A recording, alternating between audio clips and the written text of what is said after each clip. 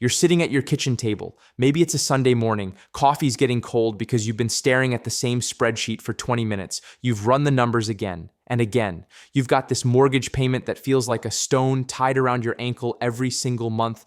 And you're thinking, what if I just paid it off? What if I threw every extra dollar I have at this thing until it's gone? You imagine the day you make that final payment, the relief, the freedom, no more owing anyone anything. You'd own your home, really own it. And that feels like something, doesn't it?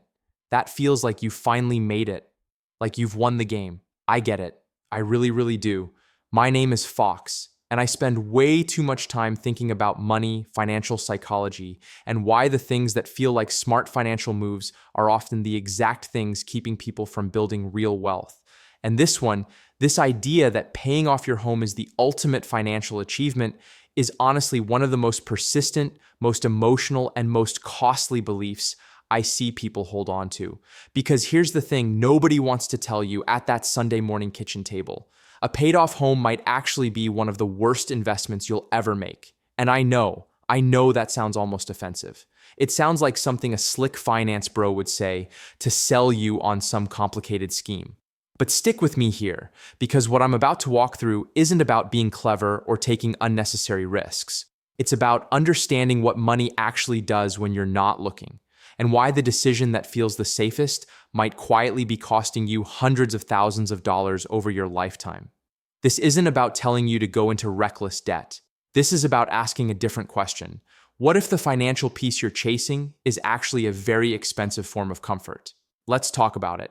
Okay, so first, let's just acknowledge what's really going on here. When people talk about paying off their home, they're not usually doing math. They're doing feelings. And honestly, that's completely human. There's something almost primal about owning shelter. Like, deep in our lizard brains, we associate owning land, owning a roof, with security, with survival. Your great-great-grandparents probably felt the same way, and that emotional weight is real. I'm not going to sit here and tell you your feelings don't matter, because they absolutely do. But here's where it gets tricky. Emotional math and actual math are two completely different languages. And when you make major financial decisions based purely on emotional math, you often end up paying what I call the comfort tax. This invisible cost you pay for the privilege of feeling secure, even when that feeling comes at the expense of actual financial progress. Let me give you a simple example. Let's say you have a mortgage at 4% interest. Pretty common, especially if you locked in during the last few years. And let's say you've got an extra $50,000 sitting around. Maybe it's savings, maybe it's an inheritance, maybe you just sold a car, whatever. You've got 50 grand. Option A, you throw it at the mortgage. You feel amazing. You've knocked years off your loan. You're closer to freedom. Option B, you invest that same $50,000 in a diversified index fund. Historically, the stock market has returned somewhere around 8 to 10% annually over long periods. Let's be conservative and say 7%. Here's what happens over 20 years. That $50,000, paying down a 4% mortgage, saves you roughly $40,000 in interest over the life of the loan. Not bad, right? But that same $50,000 invested at 7% grows to nearly $200,000. That's not a small difference. That's a life-changing difference. That's the difference between a comfortable retirement and an anxious one. That's the difference between helping your kids with college or telling them to figure it out. And yet, and this is the part that really gets me, most people would still choose option A, not because they've done the math, but because paying off debt feels responsible. It feels like what a grown-up should do. I need to say something that might sting a little. Your home is not an investment, at least not in the way you probably think it is. I know. Everyone says real estate is a great investment. Your parents said it. Your coworker who flipped a house in 2015 said it. The entire cultural narrative around homeownership is built on this idea that buying a house is the smartest financial move you can make. And look, there's some truth there. Homeownership can be a form of forced savings. It can provide stability. Over very long periods, home values do tend to appreciate. But here's the part people leave out. When you look at actual data, home prices have historically appreciated at roughly the rate of inflation. That's it. We're talking 2 to 3% annually over the long haul. There are boom periods, sure. Everyone remembers 2020 and 2021, but there are also bust periods. Anyone remember 2008? Now compare that to the stock market.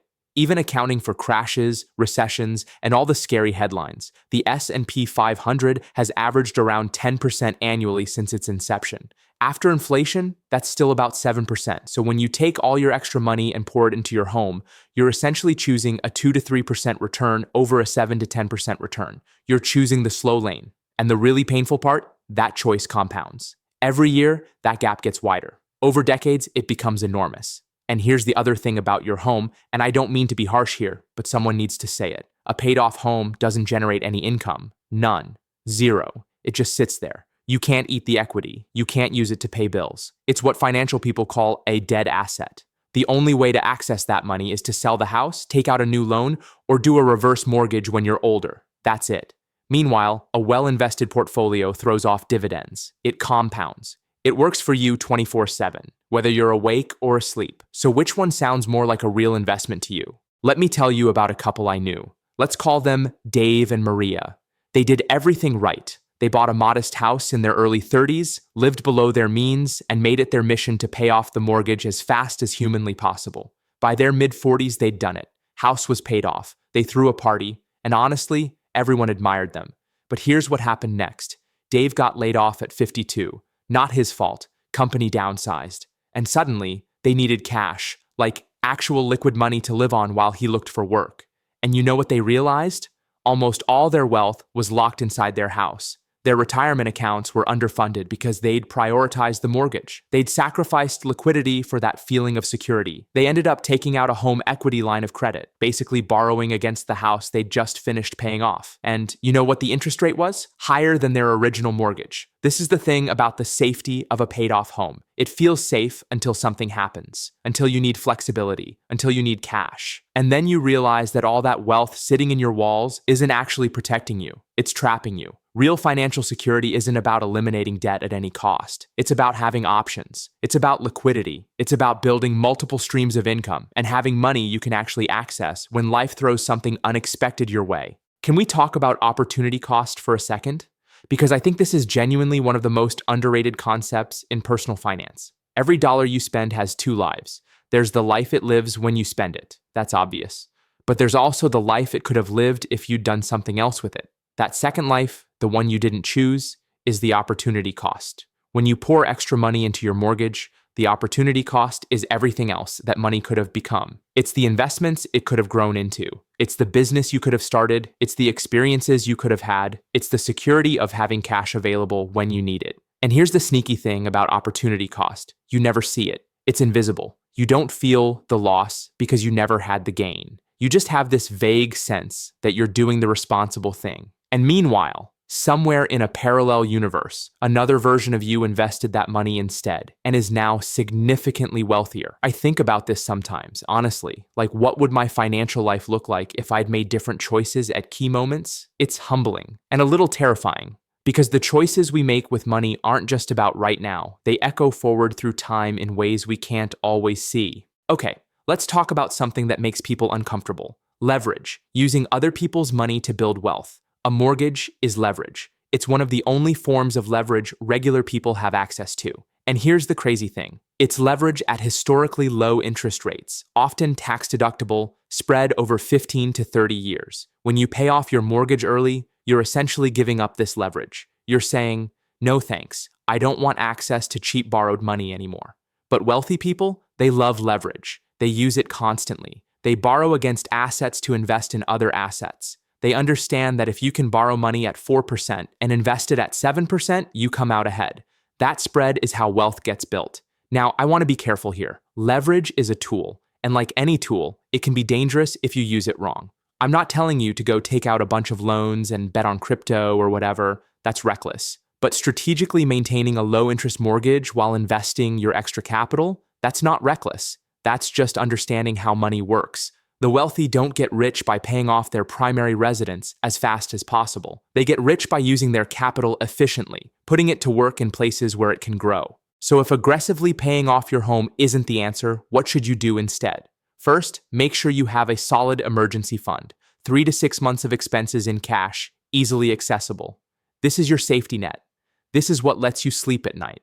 Second, Max out your tax-advantaged retirement accounts, your 401k, your IRA, your HSA if you have one. These accounts give you free money in the form of tax breaks and employer matches. Not taking advantage of them is literally leaving money on the table. Third, invest in low-cost, diversified index funds.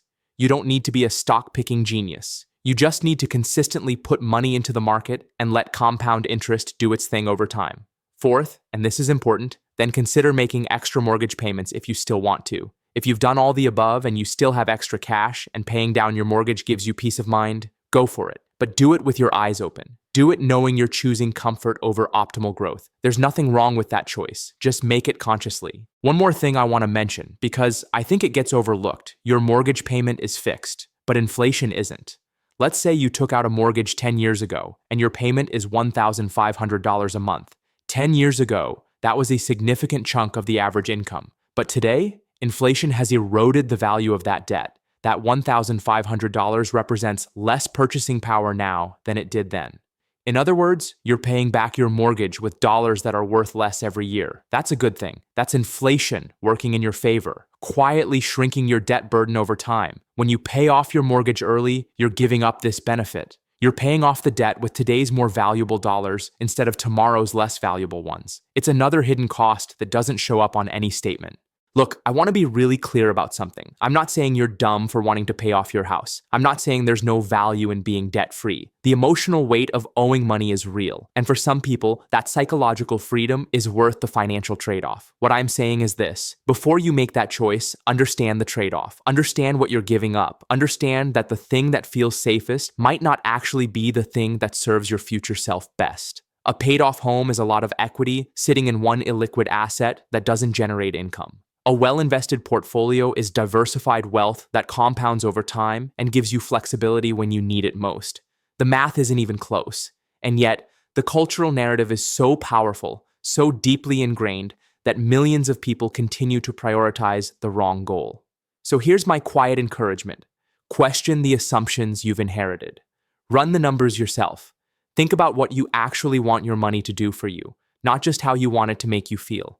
Because financial peace isn't about eliminating debt. It's about building a life where you have choices, where you have options, where money works for you instead of just sitting inside your walls, invisible and untouchable. You deserve that kind of freedom, and it might look different than you thought.